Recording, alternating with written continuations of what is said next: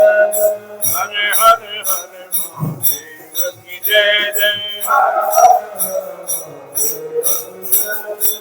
हरे हरे हरे महादेव की जय जय।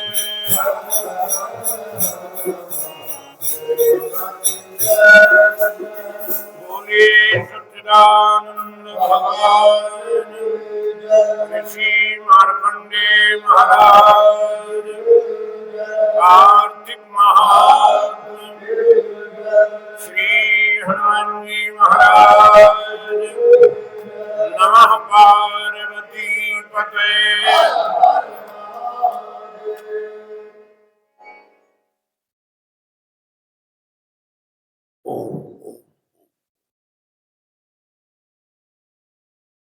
अकारण करुणाकरण करुणा वर्णालय भक्त वांछा कलतरु परात्पर परमात्मा की पावन श्री चरणों में बारंबार नमन वंदन। मैं ऋषि मार्कंडेय जी महाराज के पावन श्री चरणों में नमन वंदन करते हुए इस दिव्य देवालय में भगवान की अर्चना उपासना करने वाले सम्माननीय अर्चक वृंद, इस पावन संस्था के सम्माननीय समस्त पदाधिकारीगण, नित्य प्रति संपस्थित होकर के प्रातः की पावन पुनीत बेला में पुण्यमयी बेला में संपस्थित होकर के धर्मार्जन करने वाले प्रभु चरणानुरागी श्रोता महान भाव श्रद्धामयी माताओं देवी, आओ हम अपनी वृत्ति को भगवान की कथा से जोड़े, 5वें अध्याय की कथा को श्रवण करें एवं हृदयंगम करने का प्रयास किया जाए। गुलशन बहुत पीछे बैठते हो, गुलशन लाल आगे बैठो।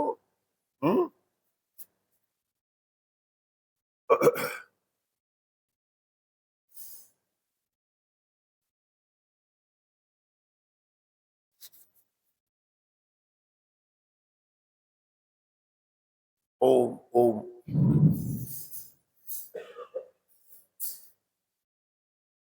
राजा पृथु ने कहा है, हे मुनि जी, आपने कार्तिक और माघ के महीने का विस्तृत फल कहा है। अब इसकी विधिवत स्नान की विधि, नियम, उद्यापन की विधि आप हमसे कहिए। मुनि नारद जी से राजा पृथु ने कहा कि आपने बड़ी महिमा बताई माघ के महीने की, कार्तिक के महीने की, लेकिन ये व्रत कैसे करना चाहिए, इसकी क्या विधि है, कैसे स्नान करना चाहिए, उस नियम को आप मुझे वर्णन करिए। नारद जी ने कहा, विष्णु भगवान के अंश से उत्पन्न हुए हैं, अतएव ये बात आपको मालूम ही है। जैसे मैंने कल निवेदन किया था, राजा पृथु जो है ये भगवदा अवतार है, भगवान के आंशिक अवतार है। राजा पृथु के राज्य में जब अकाल पड़ा है, जिस समय में अन्न पृथ्वी जो है, पृथ्वी में बराबर अन्न नहीं होता था, त्राहि त्राहि लोग करने लगे, तो राजा पृथु ने धनुष बाण लेकर पृथ्वी को मारने के लिए उद्यत हो गए। भगवान ने, राजा पृथु महाराज ने कहा, देखो पृथ्वी, हमारे देश में अब अनाज नहीं हो रहा है, अकाल पड़ गया है, और पृथ्वी में तेरा हनन करूंगा। बसधा में तुम्हें मारने के लिए धनुष पर बाण चढ़ा करके पृथ्वी को मारने के लिए उद्यत हो गए।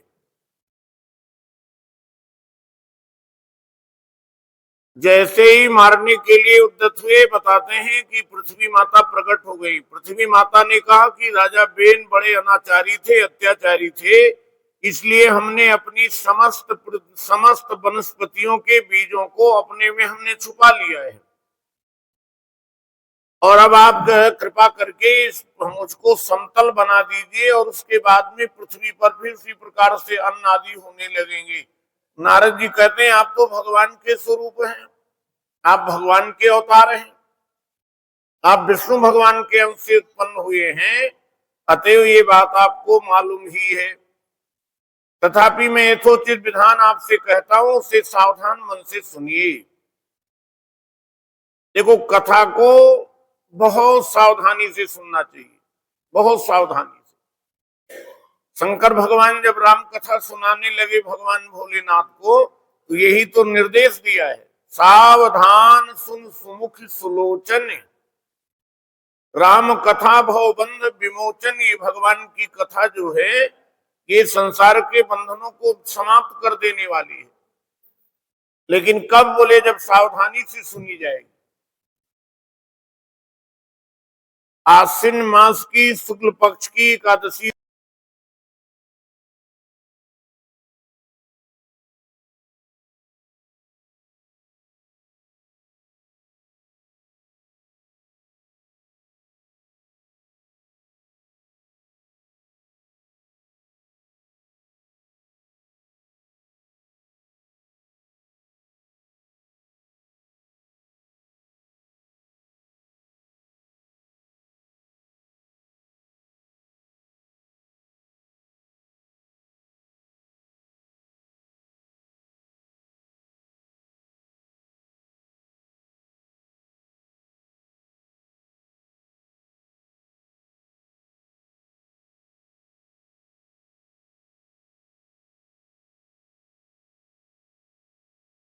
से सावधान होकर के कार्तिक महीने का व्रत आरंभ करना चाहिए।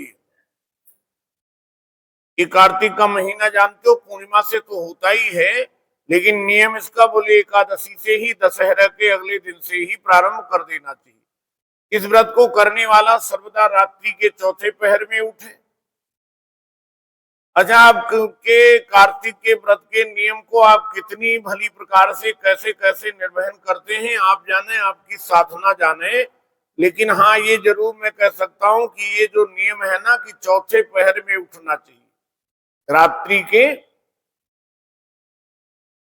मार्कंडे मंदिर में बैठ करके कार्तिक महात्म की कथा श्रवण करने वाले तो चतुर्थ पहर में उठेंगे, तभी कथा का ये साधना बन पाएगी, तभी कथा सुन पाएंगे। और केवल कार्तिक ही नहीं, बल्कि हमेशा एक नियम बन जाए कि हम सवेरे सवेरे ब्रह्म मुहूर्त में उठे। ब्रह्म मुहूर्त का मतलब जानते हो ना, ब्रह्म माने परमात्मा। वेदांत जिसको हम भगवान राम कहते हैं, भगवान कृष्ण कहते हैं, उनको वेदांत ब्रह्म कहता है। और वह ब्रह्म, ये मुहूर्त सवेरे वाला जो समय है, ये ब्रह्म मुहूर्त है। हमने अनेकों बार आपके इस मंच से भी बैठ करके संदेश के रूप में निवेदन किया होगा, सवेरे सवेरे ब्रह्म मुहूर्त में उठना चाहिए, सवेरे का समय।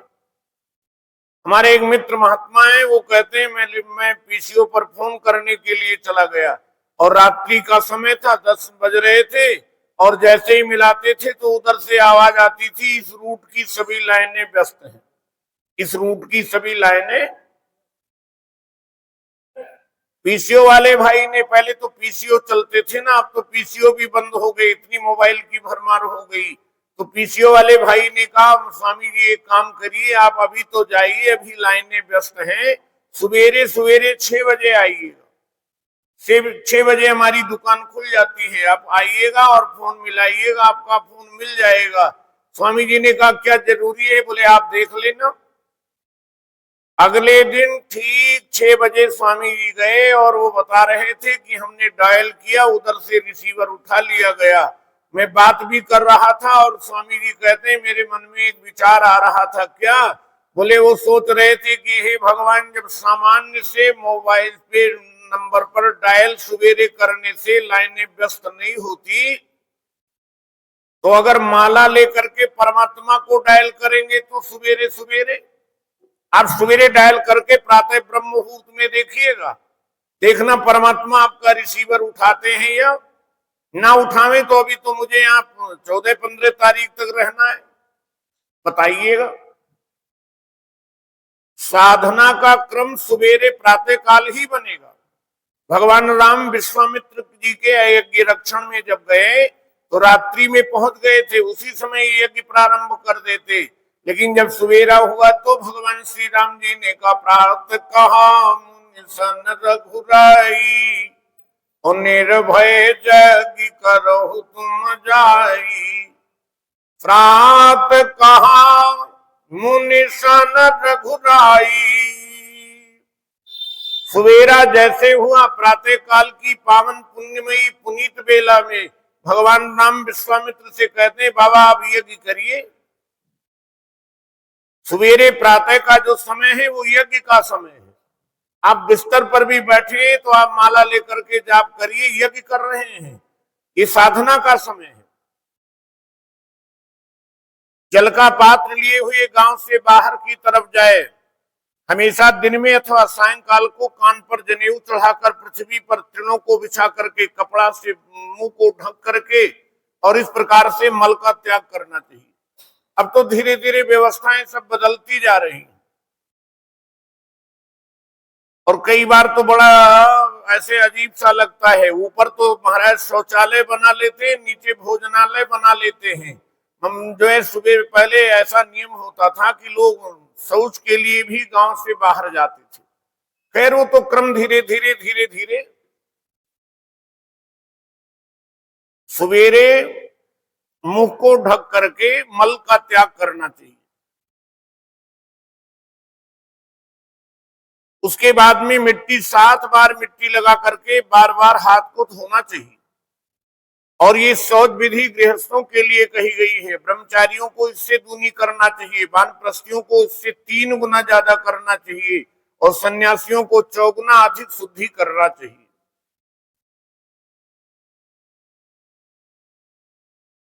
जो शुद्धि की विधि दिन में कही गई उससे आधी शुद्धि रात में होनी चाहिए। 7 बार हाथ में मिट्टी लगा करके हाथ को धोना चाहिए और जितनी ये बताया गया है रात्रि के समय में 3 बार धोना चाहिए हाथ को, ऐसे आधी शुद्धि बताई गई है। शौच कर्म से रहित मनुष्य की क्रियाएं निष्फल हो जाती हैं। हमारे यहाँ स्नान की विधि में सबसे पहले शौच आदि, दंत धावन, दातुन आदि करना चाहिए। जो मनुष्य मुख शुद्धि दातुन नहीं करता है उसके सब मंत्र निष्फल हो जाते हैं। जो मंजन आदि नहीं करते हैं, देखो रामायण में कैसा मीठा वर्णन है। जिस समय भगवान राम यात्रा में थे, वन के लिए जा रहे थे, तो आप जानते हैं सकल शौच करी राम नहावा, सकल शौच करी राम नहावा, सुचि सुजान बट चीर मंगावा। सकल शौच, जितनी भी शौच माने पवित्रता, जितनी भी क्रियाएं हैं शौच की उसको करना चाहिए। जो मनुष्य मुख शुद्धि दातुन नहीं करता है उसके सब मंत्र निष्फल हो जाते हैं। अतएव दांत और जिह्वा को यत्न पूर्वक स्वच्छ करना चाहिए। हे वनस्पति, तू आयु बल कीर्ति तेज प्रजा पशु संपत्ति ब्रह्म ज्ञान बुद्धि विद्या हमको दे। मंत्र पढ़कर दातुन को वृक्ष से ग्रहण करना चाहिए। हमारे यहाँ जिस लकड़ी से दातुन किया जाता है उससे भी निवेदन करना, प्रकृति के प्रति उसके प्रति कृतज्ञता है। कैसे? उस लकड़ी से प्रार्थना की जाती है, हे वनस्पति तू आयु दे, मुझे बल दे, विद्या दे, प्रजा दे, पशु संपत्ति और ब्रह्म ज्ञान दो। ये मंत्र कह करके दूध वाले वृक्ष से 12 अंगुल दातुन लेकर के तथा श्राद्ध और व्रत के दिन दातुन नहीं करना चाहिए। प्रतिपदा, अमावस्या, नवमी, छठ, रविवार, तथा सूर्य ग्रहण में दंत धावन नहीं करना चाहिए। कटीले पेड़, कपास, संभालू, पीपल, बरगद, ऋण, निर्गंध वृक्षों से दातुन नहीं करना चाहिए। तत्पश्चात फूलमाला, चंदन और पान इत्यादि पूजन सामग्री लेकर के प्रसन्न मन होकर के भक्ति पूर्वक विष्णु भगवान अथवा शिव जी के मंदिर में जाए। इसके बाद में फिर मंदिर में जाना चाहिए। स्नान आदि करने के बाद में फिर देवालय में मंदिर में जाए, वहां देवताओं को अर्घ आचमनीयम आदि वस्तुओं से अलग अलग पूजन और प्रार्थना तथा प्रणाम कर नृत्य गीत आदि मंगल कृत्य करना चाहिए। देवालय में जाकर के भगवान की पूजा करनी चाहिए। पादि अर्घ आचमनीयम से भगवान की पूजन की बड़ी विस्तार की विधि है। अच्छा, पूजा में सामग्री की अधिकता नहीं है, सामग्री की उतनी महिमा नहीं है। पूजा में क्या होना चाहिए? बोले पूजा की न अधिक अनुरागा, पूजा की न। सीता जी गौरी जी की पूजा करने जा रही थी, माता भगवती की पूजा करने माता जानकी जी जब गई तो लोगों ने कहा है तो राजा की बेटी बहुत सामग्री ले गई होंगी, बहुत सी वस्तुएं ले गई होंगी पूजा के लिए। गोस्वामी जी कहते हैं उन वस्तुओं की तरफ हमारी दृष्टि तो गई नहीं, हमने देखा विशेषता क्या है? बोले पूजा कीन अधिक अनुरागा, अनुराग से हृदय भरा हुआ है। और मिले न रघुपति बिन अनुरागा, जब तक हमारी पूजा सार्थक नहीं होगी, जब तक हृदय में अनुराग नहीं होगा। बड़े अनुराग से, बड़े भाव से भगवान की पूजा करनी चाहिए। फिर ताल बेण मृदंग आदि को बजावे। फिर देवालय में जो वाद्य यंत्र हैं इनको बजाना चाहिए, नृतकों के साथ नाचे। फिर माला चंदन तांबुल आदिकों से उन गायकों का भी पूजन करे जो गाने के लिए आए हैं। भगवान के देवालय में जाकर के संकीर्तन करना चाहिए, नृत्य आदि करना चाहिए।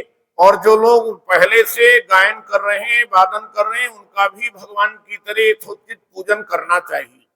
देवताओं देवस्थान में गाने वाले भी साक्षात विष्णु भगवान की ही मूर्ति है। जब व्यक्ति भगवान के सामने अनुराग के सहित, भाव के सहित गाता है, तो जैसे भगवान उस समय तो नारद जी कहते हैं हे राजा पृथु, वो तो भगवान की तरह पूज्य हो जाता है, भगवान की तरह हो जाता है। ये लोग सतयुग आदि में विष्णु भगवान की तपस्या, योग और दान द्वारा प्रसन्न करते थे। सतयुग में लोग ध्यान लगाते थे। अलग अलग युगों की अलग अलग विधियां हैं। सतयुग में लोग ध्यान लगाते थे, सतयुग में लोग जो हैं वो बैठ करके समाधि लगाते थे परमात्मा को प्राप्त करने के लिए। लेकिन जब त्रेता आया तो त्रेता में लोग यज्ञ करने लगे। अब विचार करना कि आदमी कितना ध्यान लगा सकता है, कितना यज्ञ कर सकता है आज के इस कठिन कलिकाल में।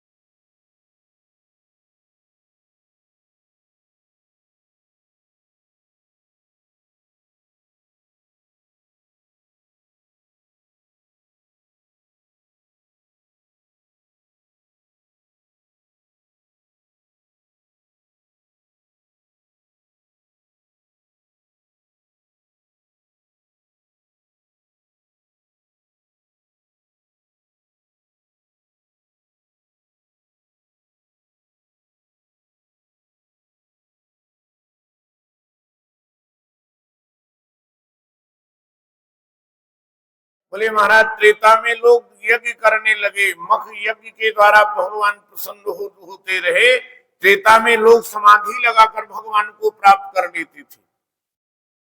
द्वापर में प्रभु का पूजन करके भगवान को लोग प्राप्त कर लेते थे परमात्मा में। लेकिन कलिकाल में केवल केवल भगवान के नाम का गुणानुवाद। एक चौपाई बहुत बढ़िया किसी महापुरुष ने लिखी है, वैसे रामायण की चौपाई ये नहीं है, लेकिन है बड़े पते की, बड़े महत्व की चौपाई है। वैसे जब लोग ये दावा करते हैं, रामायण में लिखा है कलयुग केवल नाम आधारा और सुमिर सुमिर नर उतरे ही। जब ये दावा करते हैं रामायण में लिखा है, तब तो बड़ा हास्यास्पद बात बन जाती है। वस्तुतः ये लिखा बहुत बढ़िया है। कलयुग केवल नाम आधारा, कलयुग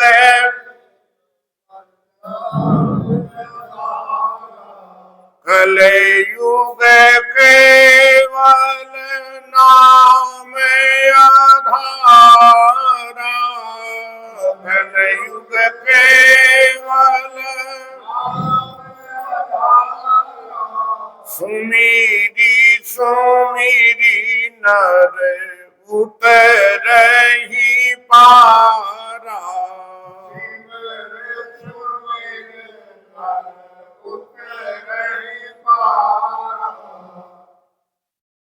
कलयुग केवल नाम आधारा। जब गोस्वामी जी क्या कहते हैं, एक आधार राम गुण गाना।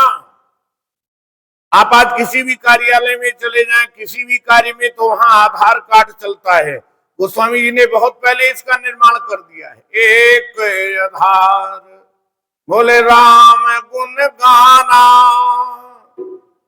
कलयुग केवल हरि गुण गाहा। केवल कलयुग जो है वो महाराज केवल कलिकाल में हरैर नाम हरैर नाम हरैर नाम एव केवलम, केवल भगवान हरि का नाम। और जब व्यक्ति बड़े पवित्र हृदय से जो है निष्कपट हृदय से बड़े भाव से जब व्यक्ति गाता है ना, भगवान का गुणानुवाद करता है। गोस्वामी बिंदु जी ने बहुत बढ़िया एक लाइन लिखा, बोले गाता है जीव जभी, गाता है जीव जभी राघवेंद्र के चरित्र, और चित्त में उपासना का चित्र खिंच जाता है। चित्त में उपासना का चित्र खींच जाता है। बोले जाता है जहान से महाजनी का खाता लिए, बोले भजन जवाहरात हीरे जो कमाता है, भजन जवाहरात हीरे जो कमाता है। कलिकाल में केवल केवल भगवान का नाम संकीर्तन।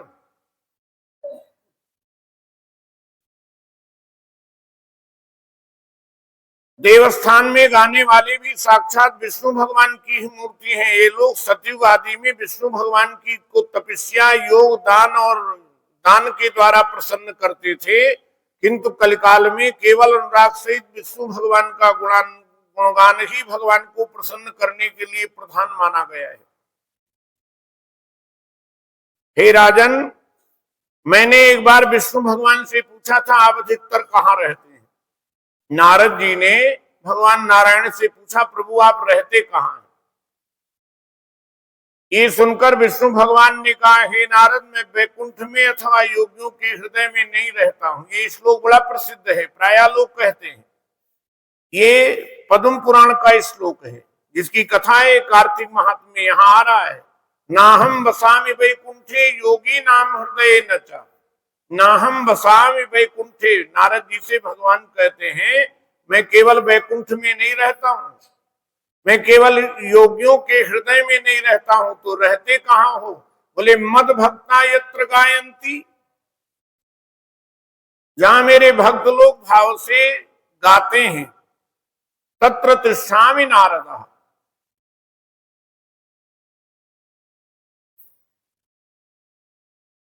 एक कवि हो गए हैं जयदेव जी महाराज।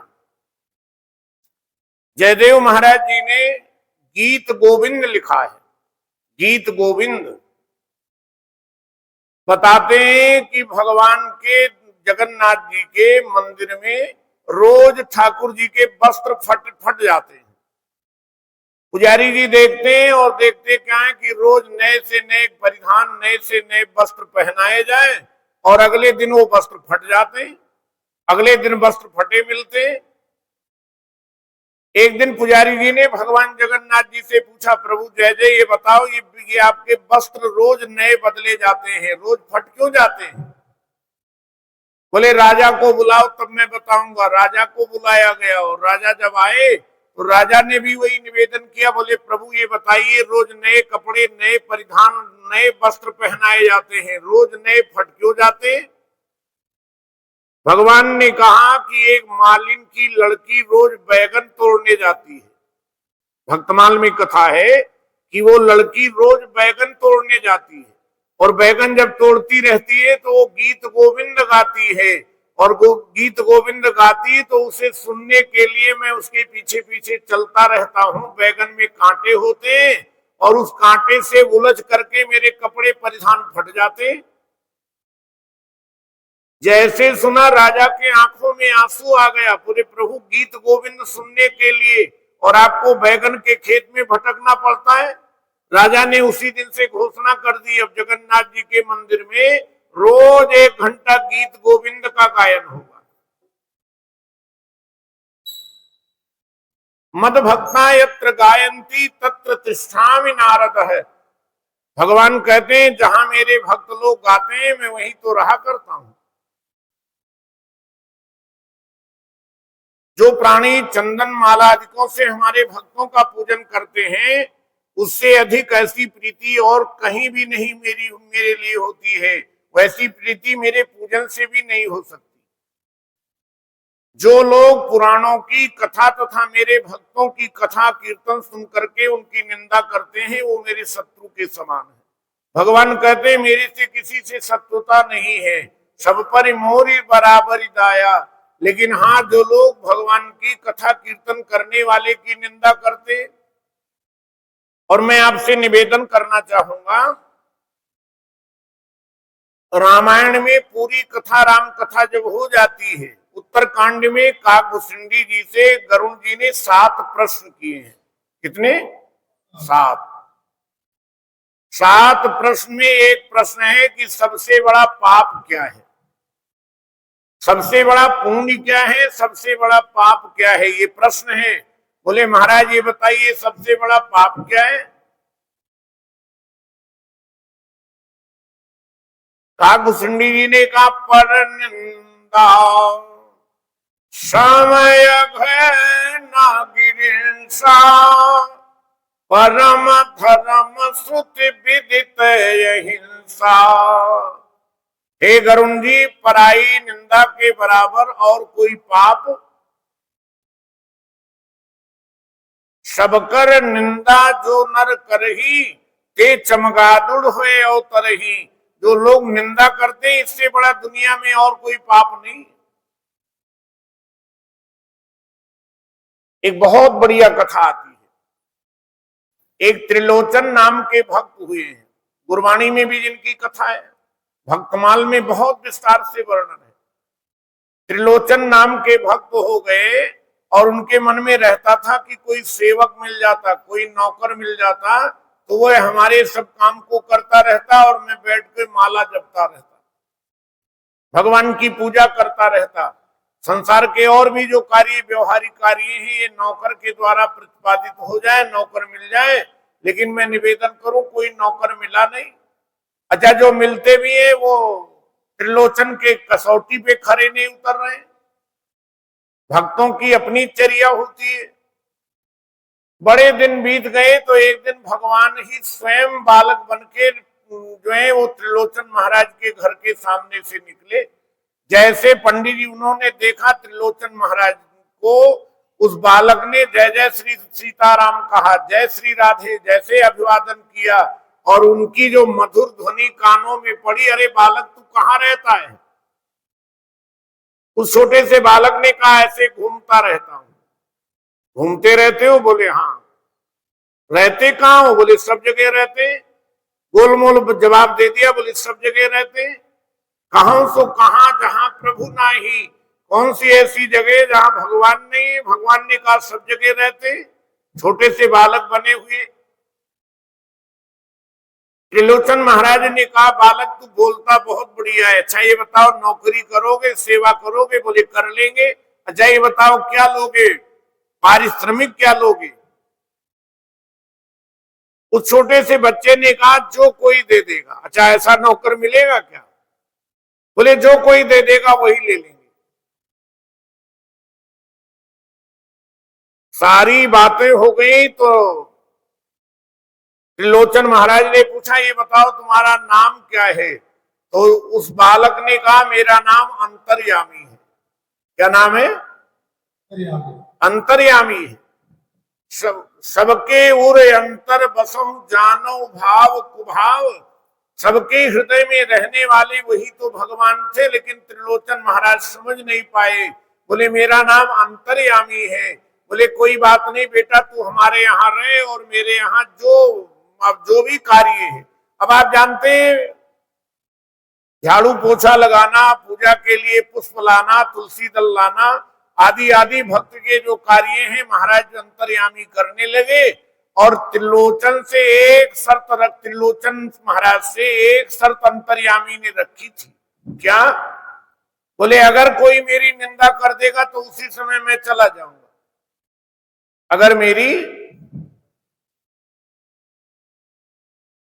त्रिलोचन महाराज ने कहा बालक तू इतना प्यारा बोलता है, इतना बढ़िया, तुझे से बात करने में, तुझे देखने में इतना आनंद आता है, तेरी भला निंदा कौन करेगा? बोले ये शर्त रहेगी, जैसे कोई मेरी निंदा करेगा। बड़े दिनों तक अंतर्यामी बनकर के भगवान त्रिलोचन महाराज की सेवा करते रहे, करते रहे। जब वर्षों महीने और वर्षों बीत गए तो एक दिन अंतर्यामी ने सोचा अब भक्त जी को कुछ थोड़ा उपदेश देना चाहिए। एक दिन भोजन करने बैठे और जितना भोजन बनाया था भक्तानी जी ने सब अंतर्यामी भोजन कर गए। उन्होंने तो सबके लिए बनाया था, अपने लिए, अंतर्यामी के लिए, भक्त जी के लिए, लेकिन जितना भोजन बनाया था सब, और फिर उसी अनुपात से आटा बनाया, फिर रोटी बनाई और फिर उसी प्रकार से, और ये खाते गए खाते गए। कई बार भोजन के लिए आटा बनाया और कई बार ये अंतर्यामी पानी रखा हुआ था गिलास में। माता ने कहा अंतर्यामी तो भोजन कर रहा है, पानी तो पी नहीं रहा है। तो अंतर्यामी ने कहा हमारे यहाँ भोजन का एक नियम है माता। क्या? बोले मध्य पानीम समर्पयामी, जब भोजन का मध्य आता है तब पानी। माता ने कहा हे भगवान मैं थक गई और अभी इनका मध्य नहीं आया। आखिर में अंतर्यामी ने कहा मां तू थक गई है, अब शाम को फिर तसल्ली से भोजन करेंगे। अब आप जाकर के, और कहते जब अंतर्यामी भोजन करके उठे और जैसे ही वो माता बाहर निकली, पड़ोसन ने पूछा आज कहाँ रह गई, आज तो दिखी नहीं। और इतना कहने की देर थी और लगी व्याख्या करने, अरे हमारे घर में जो अगस्त ऋषि आए हैं, जो राहु आए हैं, जब उनको खिलाने से जब उनका पेट भरेगा तब बाहर निकलेंगी। और जैसे इधर निंदा करने लगे उधर अंतर्यामी जाकर के त्रिलोचन महाराज के आगे खड़े हो गए। त्रिलोचन महाराज से कहा बाबा अब मैं जा रहा हूं। क्यों? अरे बोले मेरी निंदा हो गई। किसने की? बोले माता आज मेरी बहुत निंदा की है, मैं जा रहा हूं। और आपसे मैं निवेदन कर दूं, जब त्रिलोचन जी शाम के समय बैठ करके ध्यान लगाते थे तो ठाकुर जी की झांकी होती थी। जैसे आंख बंद करें भगवान का ध्यान करें, उसी समय भगवान आ जाते थे। लेकिन आज भगवान नहीं आए। आज तो महाराज वो बालक त्रिलोचन के सामने, आंखों के सामने वही अंतर्यामी दिखाई देने लगे। महात्मा त्रिलोचन बड़े व्याकुल हो गए, छटपटाने लगे, रोने लगे, अरे प्रभु आज आपकी झांकी क्यों नहीं हो रही है? और जब व्याकुल हुए तो त्रिलोचन के सामने वही अंतर्यामी प्रकट हो गए। अंतर्यामी ने कहा बाबा मैं ही तो बना हुआ अंतर्यामी तुझे एक रूप में झांकी कराता था और एक रूप में तेरी सेवा करता था। बोले प्रभु चले क्यों गए? बोले हमारी निंदा हो गई। जहां लोग मेरी कोई निंदा करते हैं, किसी किसी की लोग कोई निंदा करते हैं, वहां मेरा रह पाना भगवान कहते हैं मुश्किल हो जाता है। यही तो मेरी कठिनाई है, जब एक दूसरे की लोग निंदा करते हैं, पगड़ी उछालते हैं, जब दूसरे की बुराई करते हैं तो मैं भगवान कहते मैं वहां टिक नहीं पाता हूं। और मैं त्रिलोचन तेरे लिए यही तो उपदेश देने आया था, केवल पूजा कर लेना, माला जप लेना ही पूजा नहीं है। दुनिया के समस्त कार्य पूजा के रूप में स्वीकार कर लिए जाते हैं। जब व्यक्ति भाव से ये मन में विचार करता है कि जो भी, अगर झाड़ू लगाना भी पूजा हो जाएगी। कैसे? बोले महाराज जो झाड़ू लगा रहे हैं वो ये सोचे कि जो लोग आ रहे हैं इनमें भी परमात्मा है। कभी किसी की निंदा नहीं करनी चाहिए। और जो भक्तों की निंदा करते हैं, जो मूर्ख पुराणों की कथा तथा मेरे भक्तों का कीर्तन सुन करके उनकी निंदा करते हैं, वे मेरे दुश्मन के समान है। शिरीष, धतूरा, गिरजा, चमेली, केसर, कंदार, मंदार तथा कनेल के फूल और अक्षतों से विष्णु भगवान की पूजा नहीं करनी चाहिए। हमारे यहाँ प्राकृतिक ऐसा कुछ नियम है, प्रकृति का कुछ ऐसे पुष्प निर्धारित कर दिए गए हैं जिससे देवताओं की अलग अलग पूजा करनी चाहिए। कुछ भगवान शिव के पुष्प हैं, कुछ भगवान नारायण के पुष्प हैं, कुछ ऐसे फूल आदि हैं जिससे जिससे अलग अलग देवताओं की अलग अलग विधियों से पूजन करना चाहिए। अड़हुल, कुंद, शीरीष, जूही, मालती, केवड़ा और केवड़ा के पुष्पों से शिव जी का पूजन नहीं करना चाहिए। लक्ष्मी की अभिलाषा करने वाले पुरुष को चाहिए तुलसी पत्र से गणेश जी की, दुर्वा से दुर्गा जी की, अगस्त के फूल से सूर्य नारायण की पूजा ना करें। कभी भी गणेश जी को तुलसी नहीं चढ़ाई जाती है। भगवती देवी दुर्गा को कभी भी दूबड़ा नहीं चढ़ाया जाता है। जिन देवताओं के लिए पूजा में जो फूल निश्चित किए हैं उन्हीं से उनका पूजन करना चाहिए। इस प्रकार से पूजन समाप्त करने के बाद देवादिदेव विष्णु भगवान से क्षमा प्रार्थना करना। कितनी भी पूजा हो जाए उसके बाद में जो भी पूजन आदि करें उसके बाद में हाथ जोड़ करके क्षमा याचना करनी चाहिए। हे सुरेश्वर, हे देव, मेरे पास न मंत्र है, न क्रिया है, न भक्ति है, मैं सबसे हीन हूँ। कुछ भी जो आपकी पूजा मैंने की है आप उसे उस पूजा को हमारे पूर्ण करें। मंत्रहीनम, क्रियाहीनम, भक्तिहीनम सुरेश्वरा। हे प्रभु,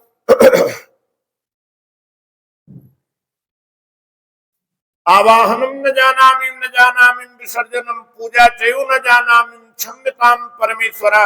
हे परमात्मा, मुझे बराबर क्षमा कर दीजिए, हम आपके पूजन की विधि को जानते ही नहीं है। इतना कहने के बाद परिक्रमा करके दंडवत प्रणाम करना चाहिए। इसके बाद में परिक्रमा का भी हमारे यहाँ विधान है। यानि कानि च पापानि जन्मांतर कृतानि च, यानि कानि च पापानि जन्मांतर कृतानि च। जब आदमी परिक्रमा के लिए कदम बढ़ाता है तो जितने कदम रखता है उतने तीर्थ का फल उसे मिलता है। क्षमा प्रार्थना करके गायन कीर्तन आदि करना चाहिए। जो मनुष्य विष्णु और विष्णु भगवान की विधि पूर्वक कार्तिक के महीने में पूजा करते हैं वह पवित्र आत्मा होकर अपने पूर्व पुरुषों के साथ विष्णु लोक को जाते हैं। जो लोग भगवान की कार्तिक के महीने में भगवान नारायण की पूजा करते हैं वो स्वयं अपना कल्याण नहीं करते बल्कि उनके जो और पूर्व में उनके जो पूर्वज हैं वह भी उनके सहित भगवान नारायण के धाम में जाते हैं।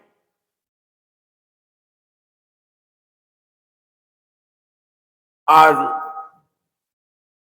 बाबा के श्री चरणों में जो प्रसाद की सेवा आई है वो श्री दिनेश कुमार जी बख्शी, रतनगढ़ वाले, जिनका अलमारियों का काम है और जो प्रत्येक दिन बाबा के चरणों में आकर के हाजिरी देते हैं, श्री दिनेश कुमार बख्शी।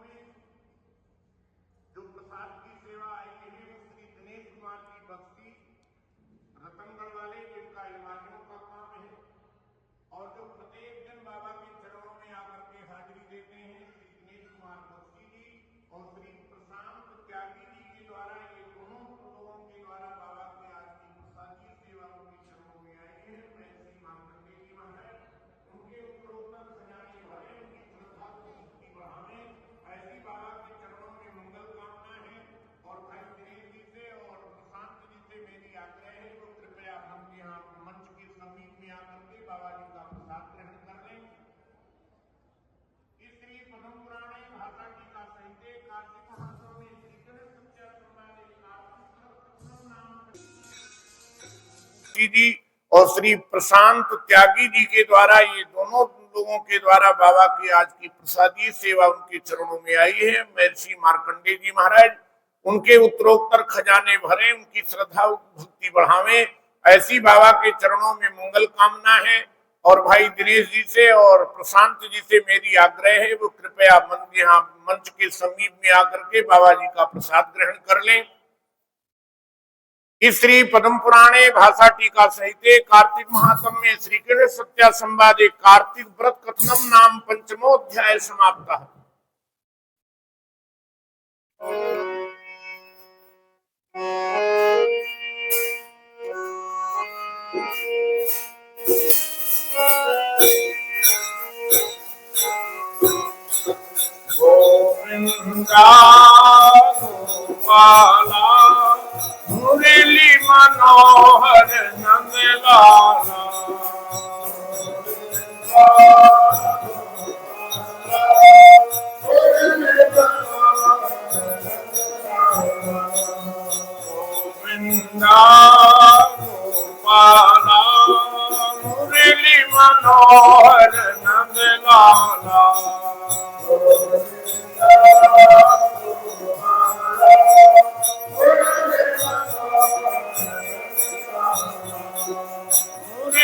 मनोहर नंद लाला, मुरली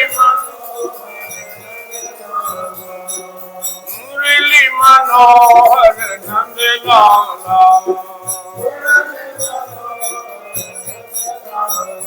मेरे नंद लाला मेरे गोपाला,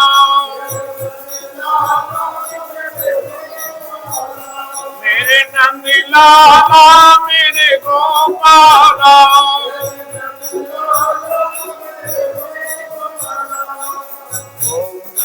गोपाला मुरली मनोहर नंद लाला,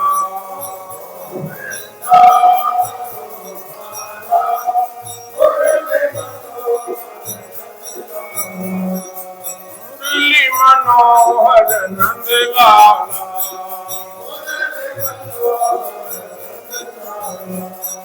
मुरली मनोहर नंद लाला,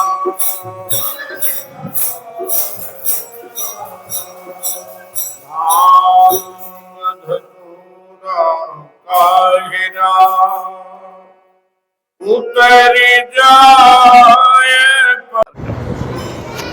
प्रसाद की व्यवस्था करने वाले सदस्य सम्मानित किए जा रहे हैं।